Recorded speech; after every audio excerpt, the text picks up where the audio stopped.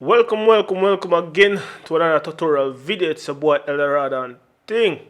Now in this tutorial video, I really want to talk about EQing reverb, post and pre EQing with reverb to vocals. Yeah, you can apply reverb to many things, but for this specific video, no, we go do it on vocals.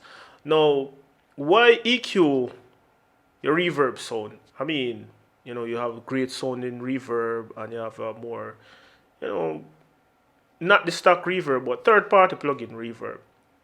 Now, I EQ my reverbs because of the source material that I'm working with. Sometimes they are okay as is, but then again, you get a sound with a particular reverb, but it is not quite there as how you really wanted it.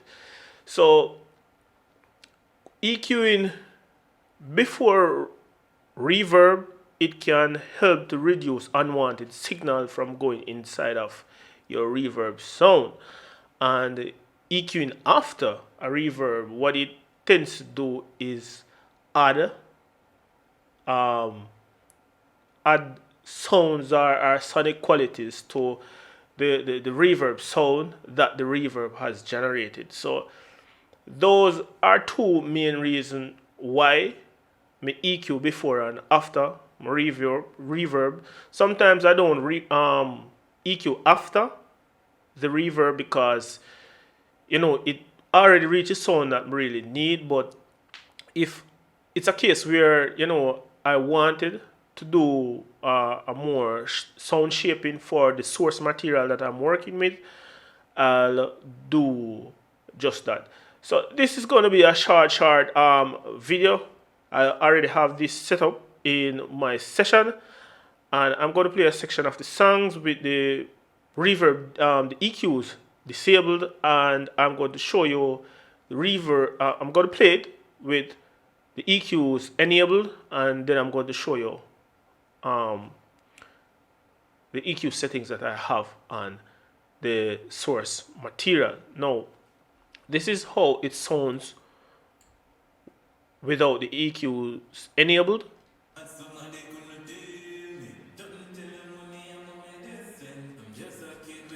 And this is how it sounds when the EQs are enabled.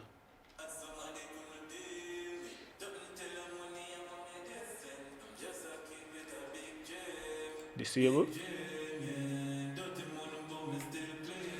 Alright, now for this source material, I didn't want a lot of highs and a lot of lows. I really much needed the highs with this particular vocal because it's a low male vocal like. It has a lot of bass in his voice, so I didn't really need the bassy sound of the reverb with that sort of voice to muddy up the mix quick and fast. So what I've did with the stock EQ here is to reduce a lot of the lows, in which you can bring it down, you can be mild with it, and the frequency range where you have nasal sound, I duck that out, and I shaved off some of the highs around from 10k there. As you can see, 18 dB per octave. I use for the filtering, for the pre EQ and the post EQ after the reverb. This is the settings that I have. I ducked out a few more frequencies, but so for argument's sake, what I did here is just to leave little space for the vocals. But you can be mild here. You don't really want to cut too much. But I did want the EQ, the reverb to be a little bit bright, so I'm going to play it first with the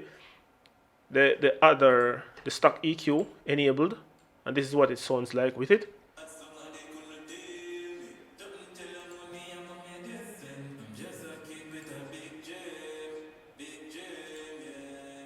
Now I'm going to play with the post EQ.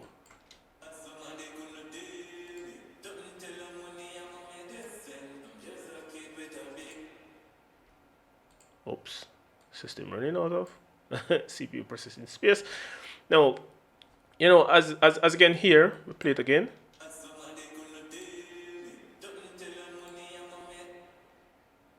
Guess I'm not going to use that bypass button.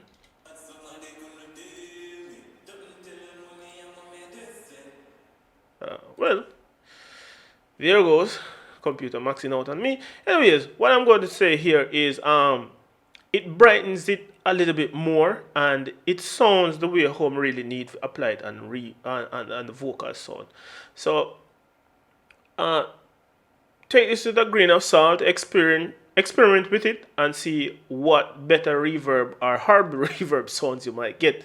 But I personally, I like to shape my reverbs and my delay, because there are times when they just work perfectly as is, and there are times when I get the particular sound that I'm looking for, but you know, I could fine tune it a little bit more with just EQing and some sidechain compression and stuff like that. So thank you again for watching. Thank you again for tuning in. It's about Eldorado. Hope me really give you some valuable information in this video, and I'll catch you in another one. Until next time, peace out.